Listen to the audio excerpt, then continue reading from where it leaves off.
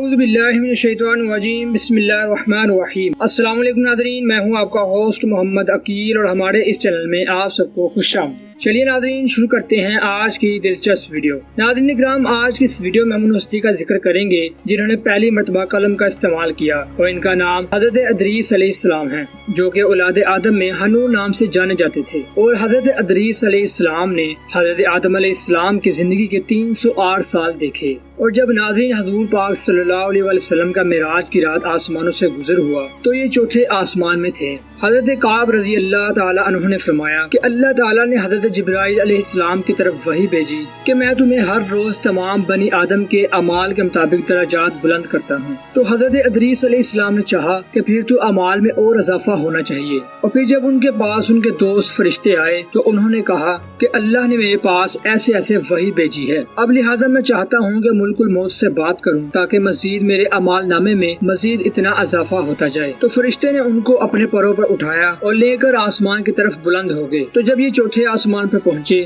تو ان کی ملک الموت سے ملاقات ہو گئی، جو ابھی اتر ہی رہے تھے۔ اور اس طرح حضرت ادریس علیہ السلام کے دوست فرشتے نے حضرت ادریس علیہ السلام کے بارے میں ملک الموت سے بات کی۔ تو ملک الموت نے پوچھا کہ ادریس کہاں ہیں؟ تو فرشتے نے کہا میری پشت پر۔ تو ملک الموت نے کہا واہ، تعجب ہے، مجھے پروردگار کی طرف سے یہ کہہ کر بھیجا گیا کہ ادریس کی روح چوتھے آسمان پر قبض کر لو۔ تو میں نے کہا کہ وہ تو زمین پر ہے، ان کی روح چوتھے آسمان پر کیسے قبض کروں؟ تو ملک الموت نے وہی ان کی روح قبض کر لی۔ تو ناظرین یہ ہے اللہ تعالیٰ کا وہ فرمان کہ ہم نے ان کو آسمان پر بلند کر لیا۔ تو ناظرین یہی تک تھی آج کی ہماری مختصر ویڈیو۔ ایسی مزید نئی ویڈیو دیکھنے کے لیے ہمارے چینل کو سبسکرائب، لائک اور شیئر کرنا مت بھولیے گا، اور اسی کے ساتھ ہمیں دیجیے اجازت، اپنا خیال رکھیے گا، اللہ حافظ۔